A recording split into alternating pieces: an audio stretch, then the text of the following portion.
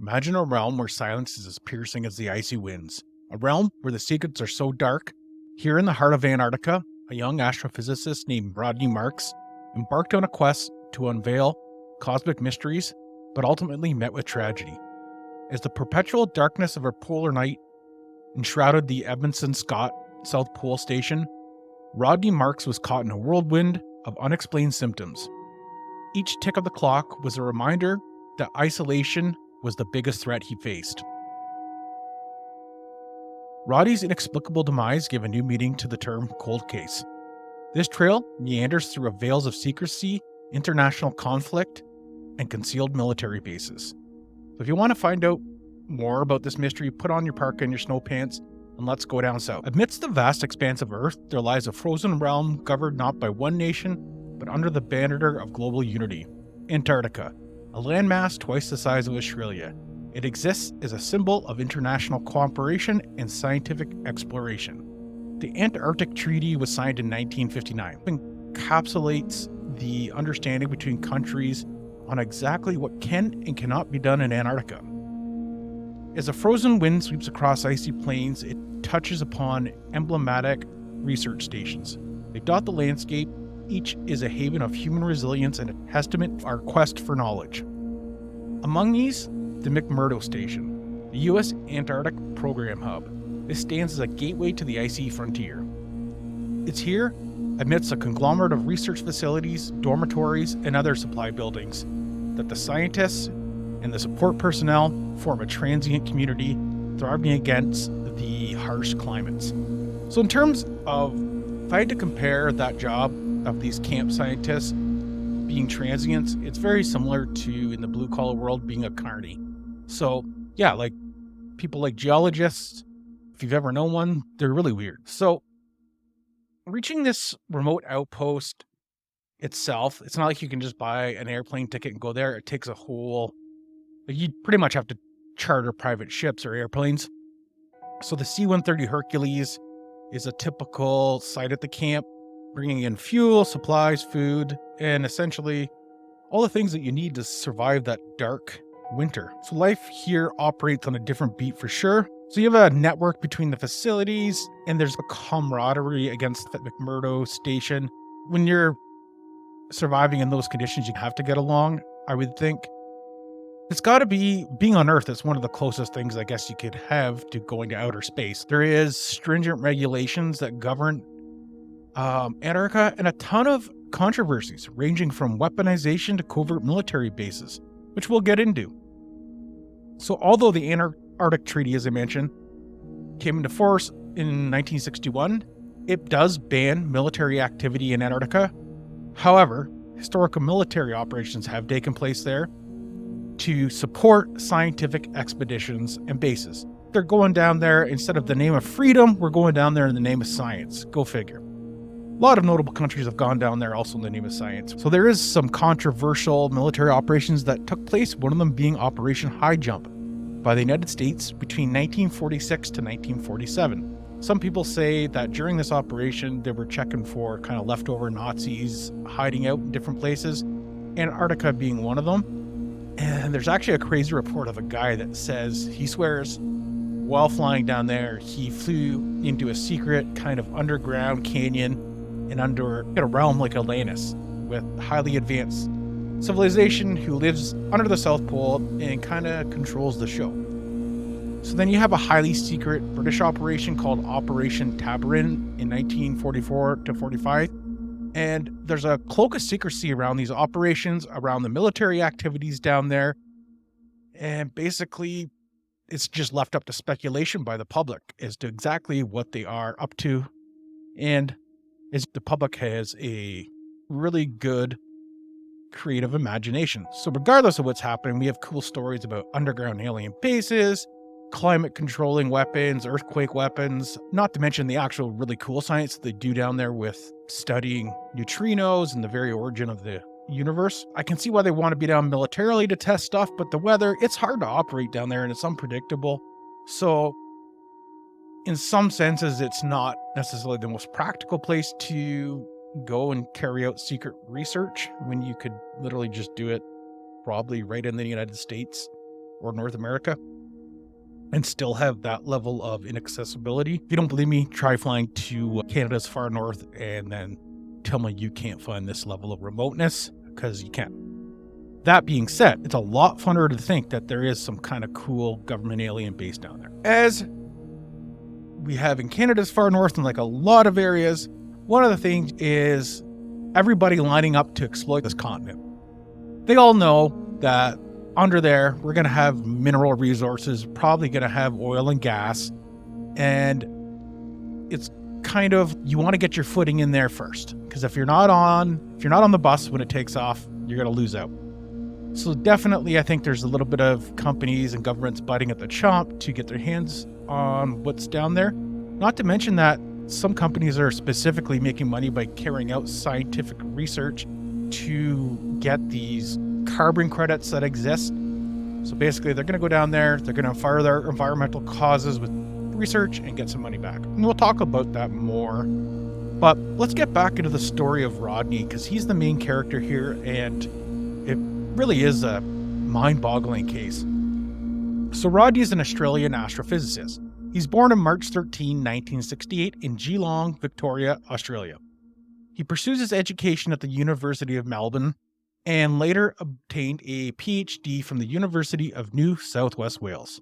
Rodney's career led him into the icy wilderness of the Antarctic, where he becomes an integral part of a team working on the Antarctic Submillimeter Telescope and Remote Observatory. He was engaged to a person named Sonia Wolter, who was also stationed at the station as a maintenance specialist. In this particular South Pole station, he's actually being paid for by a U.S. government-backed agency called Raytheon in their Polar Services division. Raytheon has its share of controversies. If you haven't heard about it, we will be explaining that a little bit more, but it's a military contractor known to be working on some kind of DARPA level stuff. Sorry, by DARPA, I mean crazy weapons. So let's continue with Rodney. So on the morning of May 11, 2000, the relentless Antarctic cold gnawed at the landscape, and Rodney is going about his business. He walks from the observatory to the main station, a walk that he had done a million times. The pathway is well trodden amidst the area. However, as the frozen winds beat against Rodney, something began to unravel within him. It was a sinister whisper of what was to come, a subtle shift in the rhythm of his being. It just didn't quite feel right. As Rodney treaded up that icy path, the unease became worse. He could feel a shiver running down his spine. It felt like an uninvited guest coming into his body. This was the onset of a fever. It clung to him, clawing at his vitality with every step he took towards the station. His stomach began to twist in knots. Wasting no time, Rodney heads up to the station. He seeks medical help from a doctor called Robert Thompson. It was the first of 3 desperate visits to Dr. Thompson, a seasoned medical professional. He found himself amid an unfolding medical mystery. Rodney's symptoms were escalating. His vision was becoming now a blurry spectacle, his joints screamed with pain, and his nausea turned into the vomiting of blood. The calm demeanor in Rodney's eyes was replaced with a palpable distress, agony, and terror. As the hours ticked away, the sun peering through the thick veil of the Antarctic clouds, Rodney found himself spiraling into the abyss. Despite Dr. Thompson's relentless attempts to diagnose and alleviate the suffering, Rodney's body seemed to be locked in a grim dance with death. Communication lines buzzed with urgency, satellite calls to people for help, but unfortunately, due to the remoteness, no help was immediately available. As night came, Rodney's battle against the unforeseen foe continued to get worse. On a grim morning of May 12, 2000, Rodney Marks succumbed to this unforeseen illness. His last breath filled with cold, sterile air of the medical facility, leaving behind a heavy veil of mystery that shrouded the hearts of every individual at the South Pole station. The icy wilderness had once echoed with Rodney's laughter and inquisitive musings, and now it became his final resting place. His demise left a trail of questions, and we're going to get into that. So first, before we get into the medical cause, I just want to explain a little bit about the kind of jurisdictional issues. So The Antarctic, like I mentioned, is governed by this Antarctic treaty system. And there's 54 different territories or countries that have signed into it, including places like the US, Russia, Australia, the UK, Canada. And since its inception, it hasn't really been tested too hard. So the jurisdictional mechanism on this remote frontier is distinct. It's basically governed through this treaty system. There's no police station down there. The initial reactions to Mark's death, like everyone was shocked. They couldn't figure out why he died. First of all, everyone's like wondering. I couldn't imagine if it was me down there with my neurotic self, I'd be like, man, did we dig up some weird virus from the ice? And all that happened during the time, despite the shock, is like a statements issued saying that we believe he died of natural causes, and they would be trying to determine that.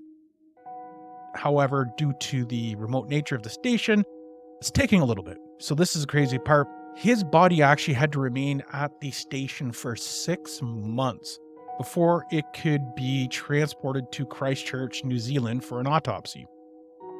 So the responsibility for investigating Mark's death does fall to New Zealand due to the Antarctic treaty system, the proximity and logistical capability. So New Zealand and Christchurch operates as a main hub outside of South America to ferry people back and forth to Antarctica. And then New Zealand was also one of the closest countries that possessed the medical and forensic expertise and the facilities to investigate the death. And then you have the bilateral agreements that happened between the different countries after. So they all had a shaking hands agreement that New Zealand would be in charge. And it's a cool place. I've never been. I want to go. If there's anybody that's listening to this from New Zealand, can I stay at your house? All right, there you have it. New Zealand is going to be investigating him. So yeah, like crazy. I couldn't imagine how hard that would be waiting 6 months for him to be flown back for his family to just start getting answers, because it was a, very confusing time, I'm sure. The other challenge being that, like, the preservation from a legal, like a custody standpoint, when you have a death, like, I would always be worried that how many people had access to him evidence-wise. Can we trace this back now? Say if there's poison on the body, for example, or a chemical. If 200 people had access to that body, it presents a lot of challenges for a criminal investigation, I would think. What do I know? So in New Zealand, the forensic examination now is underway, and it brings to light a chilling cause behind his untimely demise: methanol poisoning. Methanol, also known as wood alcohol, is a volatile, colorless, and toxic substance used in a variety of industrial and automotive products such as antifreeze, fuel additives, and cleaning solutions. When ingested, even in small amounts, methanol can be fatal, posing severe threats to human body's central nervous system, optic nerves, and vital organs. Methanol would also be the same thing that you heard about back in the day when people were making homemade booze and the stuff that would make them go blind. That was methanol. And it's something that's typically removed through heating the alcohol. The methyl alcohol, the ethyl alcohol burn off at different temperatures. If you're distilling your own booze and that's left behind, you can be in some trouble. Another thing is that ethanol itself can be used as an antidote. There is certain drugs that can be basically kick the methanol out of your system. They should know about it. It's a poisoning that can happen because you're using antifreezes and glycols, things like that, that you would need down there, not only in the fuels, but just to operate or clean equipment, things like that. It's not something that is probably all that common. All the chemicals you have, the safety data sheet, the chemical handling, like you would have to have all this training to be able to be there.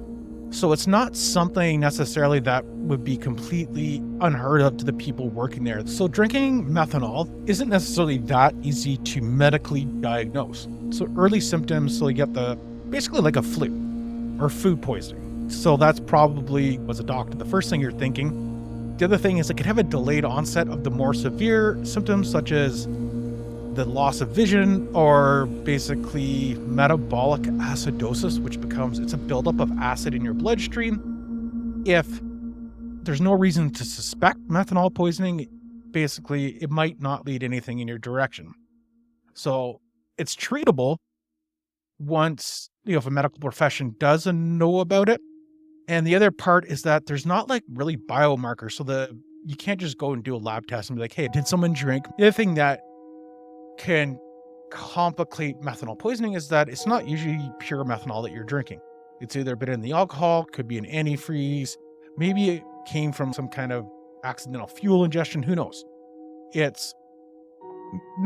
seems straightforward because everybody should know about it, but it's not straightforward medically to diagnose, if that makes sense. So something happened during the autopsy that also was flagged to investigators to think that there might be more, and it was the discovery of needle marks on Rodney Marks' arms. That finding initially veered the investigation towards exploring the possibility that he had drug abuse, attempts to self-medicate in his final hours, just about anything. However, the toxology screens that came back were all negative, so there was no indication that he was abusing drugs or had some kind of medical issue or mental issue that maybe led to this. They did check for signs of long-term alcohol abuse in case maybe he was trying to make his own booze down there or something, which wouldn't make he's a scientist, he probably could have did it right. And the autopsy shows that there wasn't signs of long-term alcohol use, so he didn't have cirrhosis or the liver kind of issues. So it definitely wasn't related to booze. Furthermore, the concentration of methanol in Mark's blood was scrutinized. The levels were significantly elevated, metabolizes in the liver to formaldehyde and then to formic acid, which can lead to, as I mentioned, the metabolic acidosis. One thing that is not clear, though, is how did the methanol enter his body? You have the confirmation that there was actually needle marks without any indications of narcotic use. So right away, they're starting to go, man, there could be something more to this story.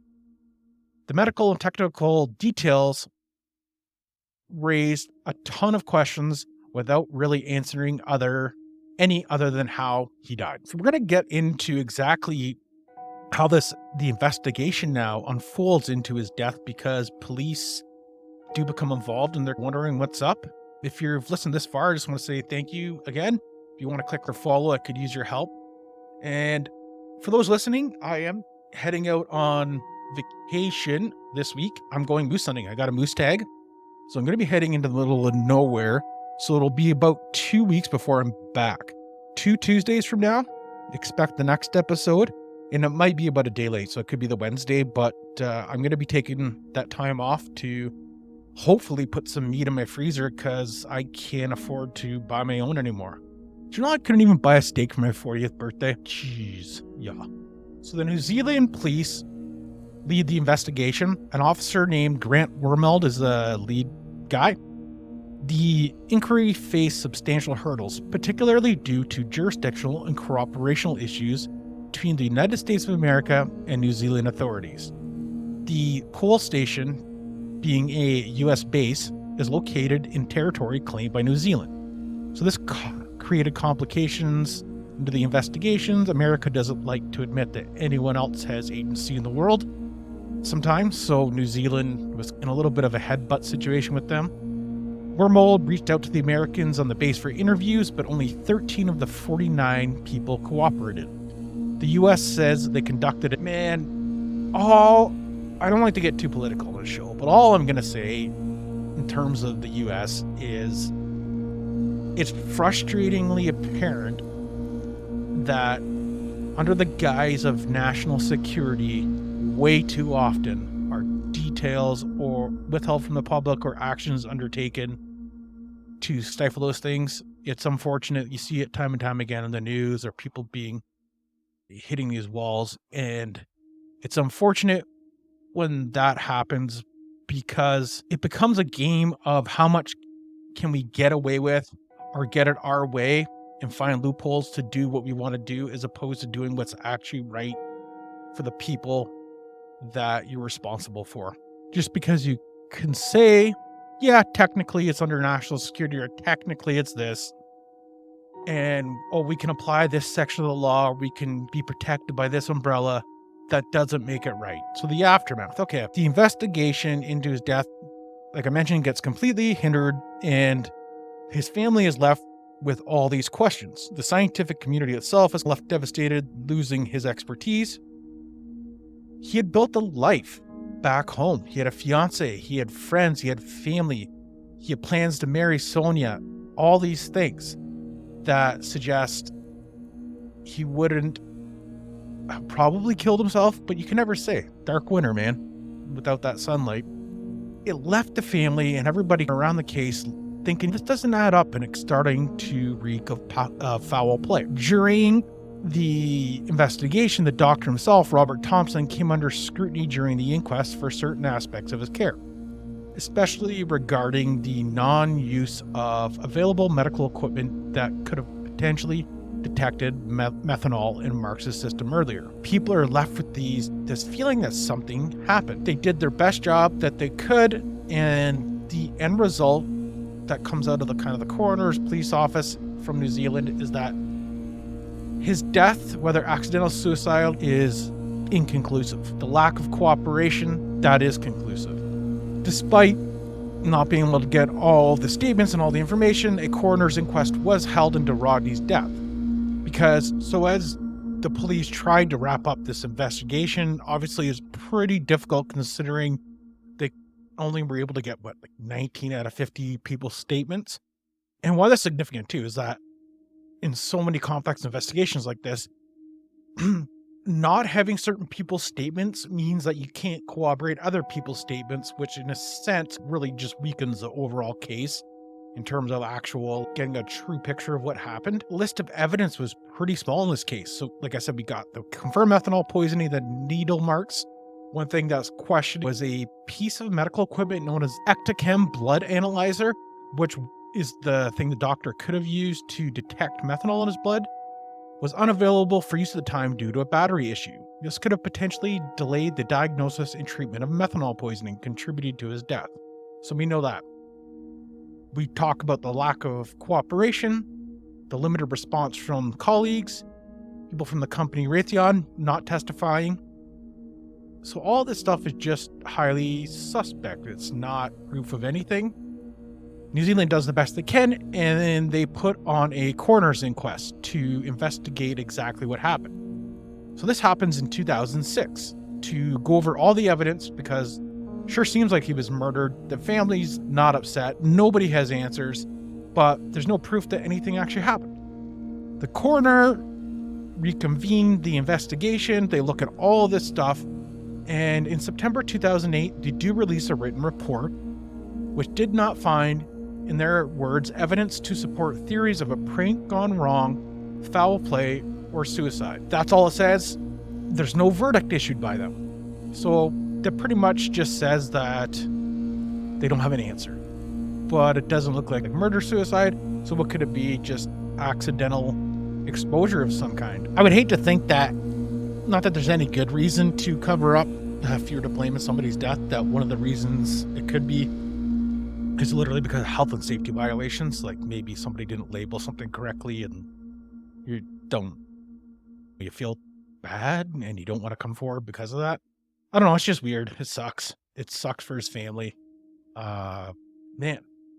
But when you don't have answers, a lot of theories start to pop up. And some things have a lot of credence in my opinion. However, there's no way to know. I don't know. I can't tell you one way or another. I'll tell you what I think at the end, but I can't put it together myself from what I could research exactly what happened. So the first one being, the most common thing, is the accidental methanol poisoning. Basically, somehow or other, the methanol enters his body. In this case, it likely would have had to come from incorrectly distilling alcohol, maybe, or from drinking something from a bottle that shouldn't have been in that bottle on accident. You would think you would know what it is, but I guess who knows? That's the point. It has happened. I remember a case out in the east coast of Canada where some kids, I can't remember how it went down, but they ended up drinking some kind of antifreeze because it was in a liquor bottle. And when you're a kid, maybe you just don't know. So it's not that it's impossible. Improbable, yeah. Another one is suicide. The isolation and harsh conditions of Antarctica take a toll on an individual's mental health. The lack of vitamin D and sunlight, all that stuff, it really is. If you look in Canada's far north, it's those long dark winters. It takes a lot of lives. Those who knew Marks, though, and interacted with him before sudden illness dispute this theory. They say he was too positive, he was happy to engage with his colleagues, he had a lot of future plans. Nonetheless, you can never tell. So it's not, you just can't say one way or the other. I will say this, why would he do it with methanol? Because even if you use methanol, and you're scientists, you would know this, that it's survivable in some sense. So it's not a guaranteed way to kill yourself. It's higher likelihood you're going to severely make yourself really sick and injured. And it's painful. So it doesn't make sense to me. So then we have the homicide. So among the more sinister theories is the possibility that Rodney Marks was deliberately poisoned by someone else. The secrecy, the delayed investigation, jurisdictional challenges surrounding Marks' death have fueled this theory. The isolated environment in the depressive state can also mess with people in other ways, so maybe somebody got violent. Could somebody have harbored a personal or professional dispute with him that could escalate to this level? Didn't seem like it. The theory of homicide is often seen as a dark but possible scenario. It seems more likely that it's not murder. I know it's going to sound crazy, but I'm going to explain.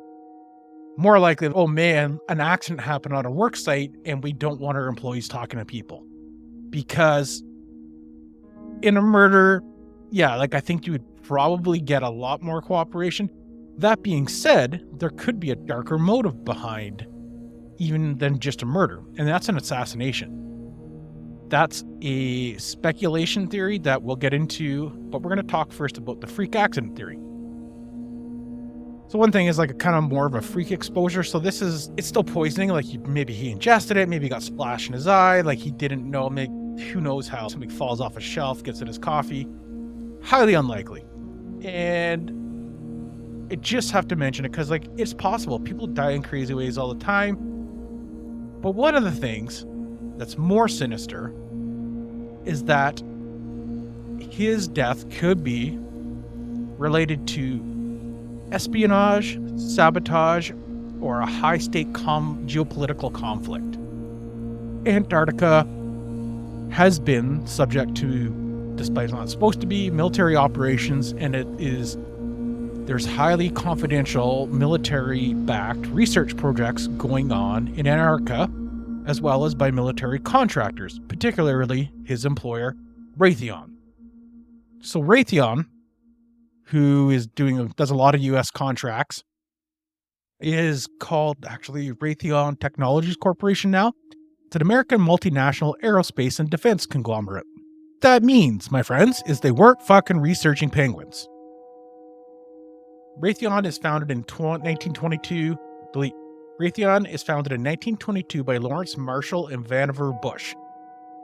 Initially named the American Appliance Company, it became a major defense contractor known for being the world's largest producer of guided missiles. Over the decades, Raytheon has been involved in a lot of controversies and legal issues. Raytheon was heavily criticized for the production of the Joint Standoff Weapon Delivery System, basically cluster bombs, as they've been outlawed except for cases like when you just really want to use them. The company got a lot of flack from this, and then they faced a bunch of legal issues for things like overbilling the Pentagon, selling military communication equipment to Pakistan through a Canadian subsidiary, and engaging in other various fraudulent and unethical practice, potentially, allegedly. Raytheon's involvement also in some environmental issues, specifically toxic waste sites in Tucson and St. Petersburg, Florida, caused a lot of lawsuits. Particularly, people were saying that there was an underground plume of toxic waste heading towards Boca Ciega Bay, and this was bad. So then you have a Raytheon employee who's shot dead at a facility in Tucson. This incident led to a large-scale search in the area involving multiple law enforcement agencies. Raytheon is heavily involved in missiles, it's involved in toxic waste sites, and it's also involved in environmental scientific research in Antarctica. employing Rodney Marks, like I mentioned in the start. That's down there doing aerospace, environmental research, you name it. So that area in the South Pole is the target of companies like Raytheon to go down and try to mine essentially carbon credits by conducting research, not actual mining. They just want to get these more big corporate breaks. And so they send money down there to do research. And honestly, I'm not going to argue if there is legitimate research going on. This is great. I know there's a lot of speculation that on the internet that the militaries and research companies out there are more up to no good down there, and the research is more of a cover. There's zero proof of that, and I hope it's not true, but man, you never know these days. Anything's possible. Oh, one thing I will mention though is that it's not like carbon credit fraud is a thing as well. So like companies, like if you took Raytheon and you only looked at it from the military's perspective and you're always thinking, oh, they're covering up secrets. There could also be, like you've seen, they've got in trouble in the past with billing and fraudulent type issues, with respect, like some controversy around that. So it's not beyond comprehension that a company do take or would participate in defrauding their way into these carbon credits because they become almost like a commodity where you can trade them or if you can get money back at the end of the year. So Raytheon's down there doing their research, and obviously under the guise of national security and all those other things that these guys are involved in, they keep a lot of it secret. They have an obscure footprint down there and carrying out research alongside the U.S. military and backed by potentially other governments. So the U.S. military's involvement in classified projects and its secretive nature, that's no surprise to anybody. The idea that there could be a cover-up is not surprising at all. You have so many instances of subversion happening in this industry that has been exposed. You have cases like the Paul Benowitz case, like I did an episode on, where you have the Air Force convincing somebody they fake saw aliens to the point the guy goes crazy.